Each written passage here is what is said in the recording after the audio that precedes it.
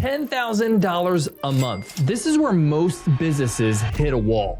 Why? Because you're treating your business like a job. Today, I'm going to show you how to break through that $10,000 ceiling and shift your mindset to grow your business into something bigger, something better, something more profitable. Welcome back to the $100 MBA Show. I'm your host, Omar Zenhom, where I give you practical business lessons 3 times a week, Monday, Wednesday, Friday, to help you start, grow, and scale your business. In today's episode, we're going to be tackling a challenge I see way too often, getting stuck at that $10,000 a month mark. And I'm going to show you how to break through and how to change a few small things, small but significant things in your business that will make all the difference. This isn't just theory. I've been there. Hitting that $10,000 a month feels great, but it's also where many entrepreneurs get stuck. They're just in a rut. They can't get out of it.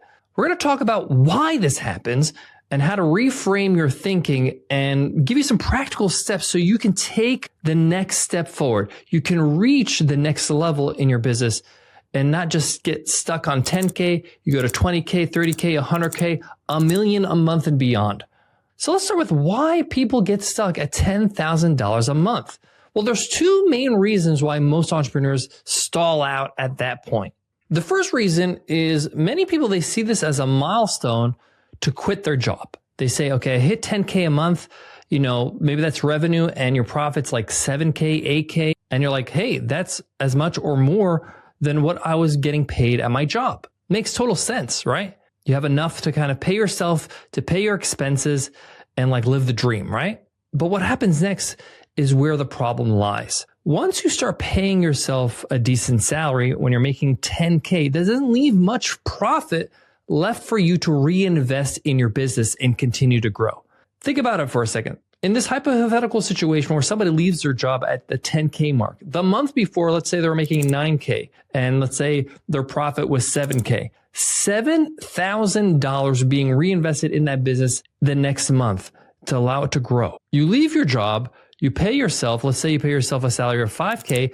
Now you're reinvesting the 2K you have left. So obviously your business is going to stall out. It's just not going to grow, if anything at all, because you're not reinvesting enough to see it move forward. Again, it's like you're starting the business all over again with no traction, except now you're playing defense instead of offense. Believe it or not, the second reason why people get stuck is even worse because it's a really bad habit.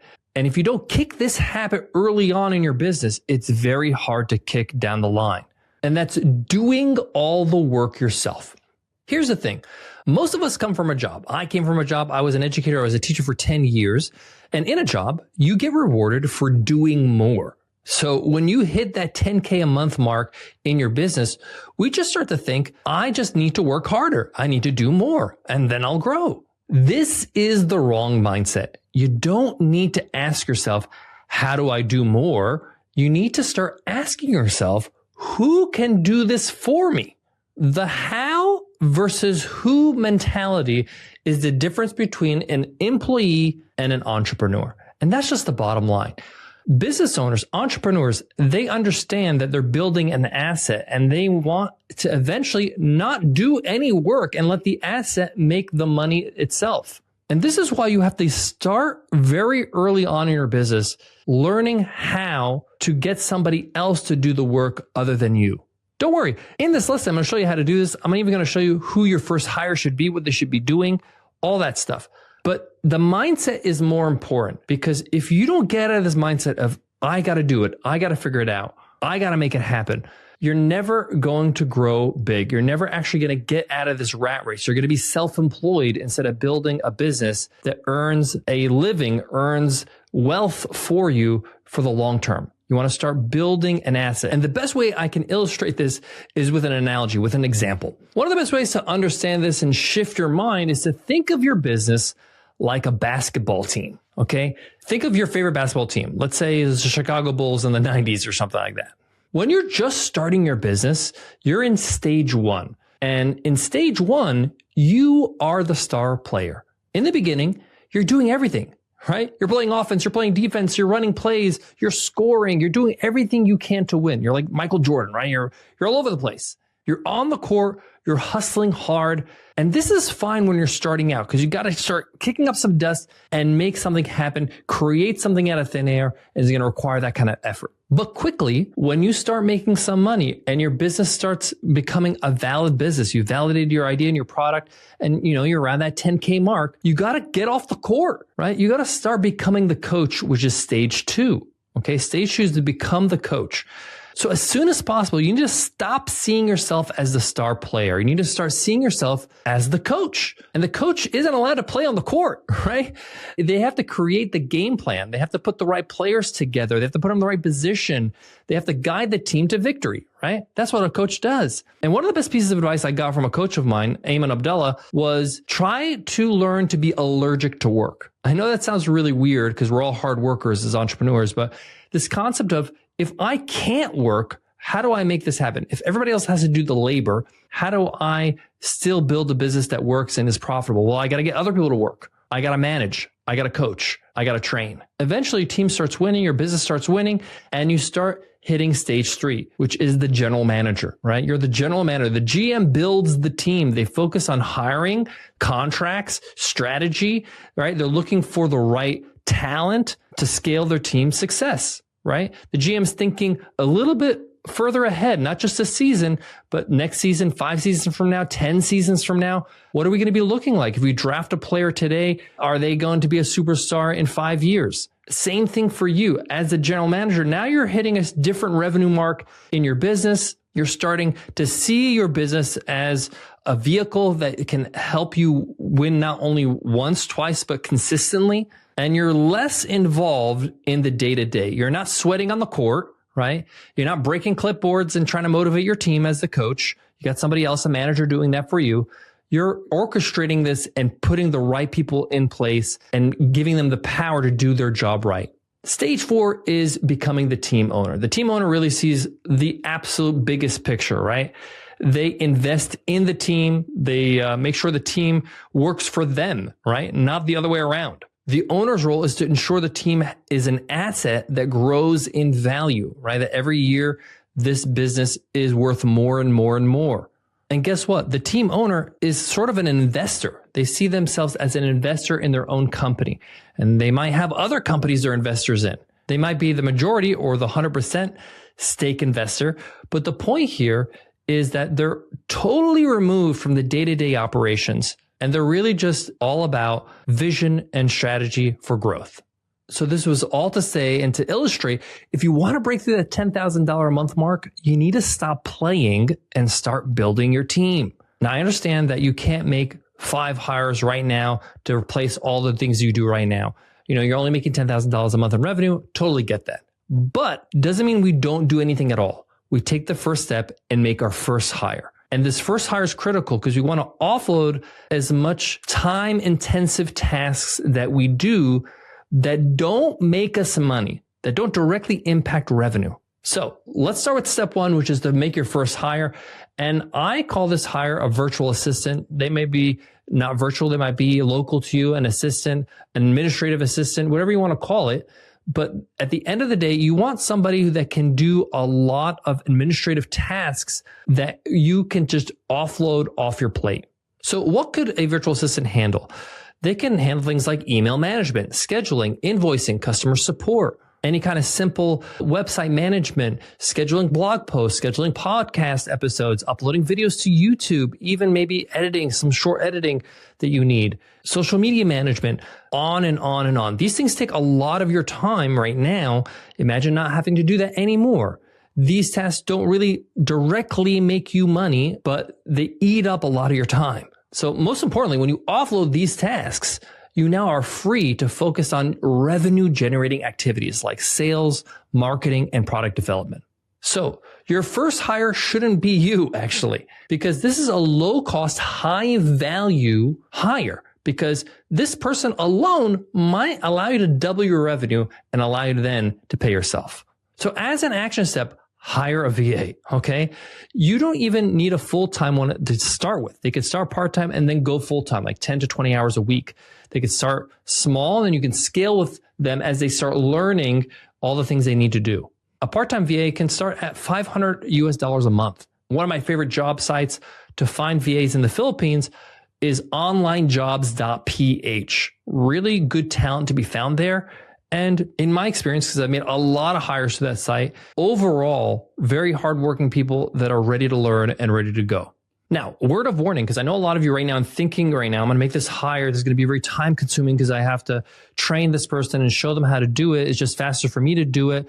Time out. Time out, time out. All this thinking you're talking about right now, okay, this is dangerous because this is going to stop you from growing.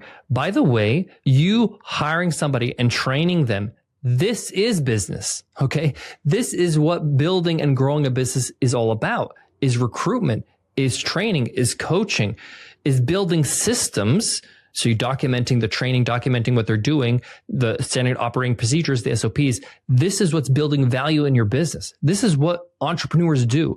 What you're talking about, I don't want to hire a VA, I want to do it myself. This is what employees do. So I'm telling you right now, if this is what you prefer and you just want to do it yourself, just quit right now. I'm telling you right now, just go back to your job because you're going to earn more. You're going to earn more and have less risk and less responsibility by just being an employee. And there's nothing wrong with being an employee. It's fantastic, especially if you enjoy what you love. But if you want to be an entrepreneur and you want to build wealth, this is what it's going to take. It's going to take you breaking this mentality and saying, okay, yes, it's time consuming for me to train them. But once I train them once, then it's easy for me then to get the next person in and the next person in and the next person in.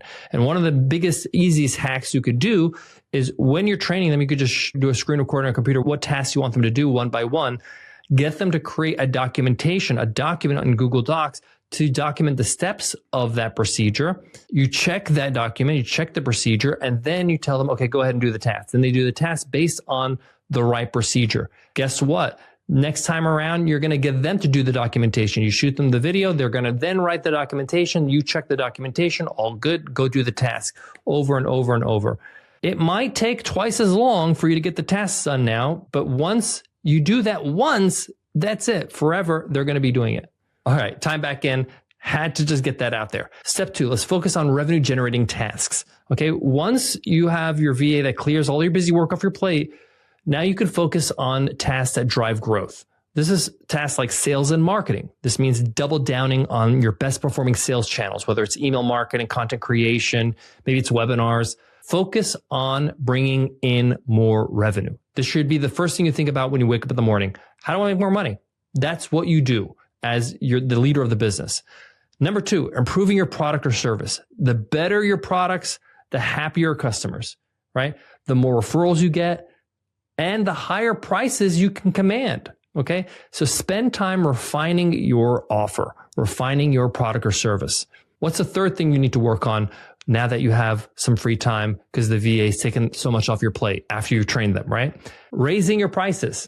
If you're stuck at 10K, chances are your prices don't reflect the value you provide, okay? And as your business improves, as you improve your product, as you improve your service, the price should go up because now you're offering more.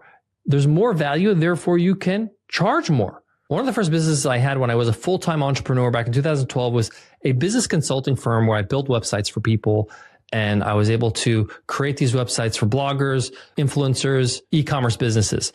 And every time I had a client, I would get better and better at building websites. So I could command more for the gig, for the job. So every time I got a new client, I started to increase my prices by 50%. And I just kept on doing this until somebody would say no. And when they said no, I knew, okay, I hit my limit.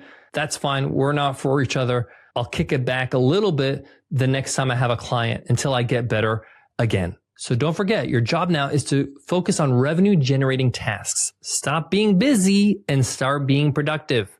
Next, step 3, change your mindset. Okay. This all works here. This all happens up here first. The hardest shift is your thinking. This is what I've been trying to do this whole lesson, this whole episode. You need to stop seeing yourself as an employee in your own business. You're not self-employed. Okay. You're starting to act like a CEO. This is what you do now. So what does this mean?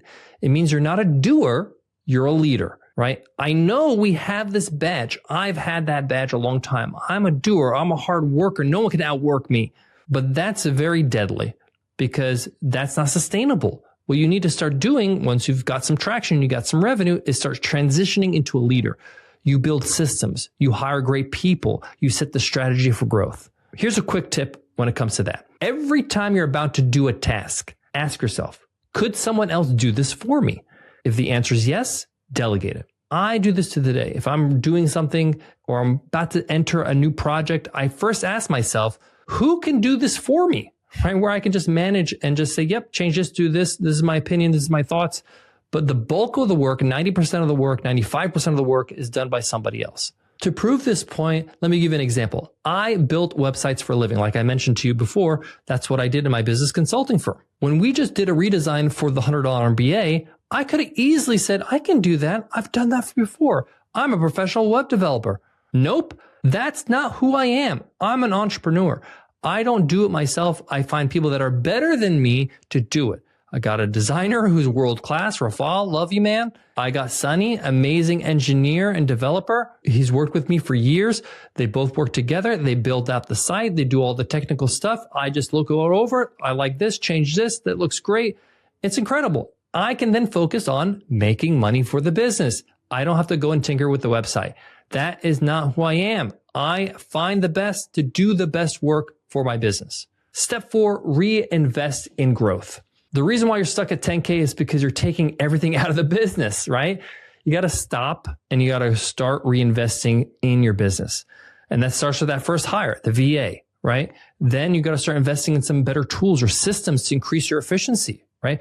Maybe invest in marketing to attract more customers. Not maybe, you should. I really believe that marketing should be the majority of your budget, if not all your budget, once you have a great product. Because if people don't know you exist, you don't exist.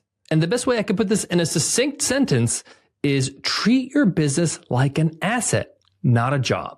Listen, hitting 10K a month is a huge milestone. A lot of people don't do it, but it's just the beginning. If you're stuck, remember, stop trying to do everything yourself. Hire a VA to offload those low value, time intense tasks. Focus on revenue generating activities like sales, marketing, and product development, and shift your mindset from star player to coach to GM to eventually the team owner. This is how you break through that 10K a month ceiling and set your business up for long-term success. Thanks for tuning into the $100 MBA Show. If you want more tools to scale your business, make sure you check out our over 2,500 business lessons that we have in our archives. We've been doing this for a while, guys, 10 years of the $100 MBA Show. So check out our website at 100mba.net, or better yet, just subscribe to the show, whether you're listening on Spotify or Apple or any podcast app, or you're watching on YouTube. Hit that subscribe button and you get our next episode automatically. Remember, we publish every Monday, Wednesday, and Friday to make sure we help you grow that business you want. I'll see you in the next episode.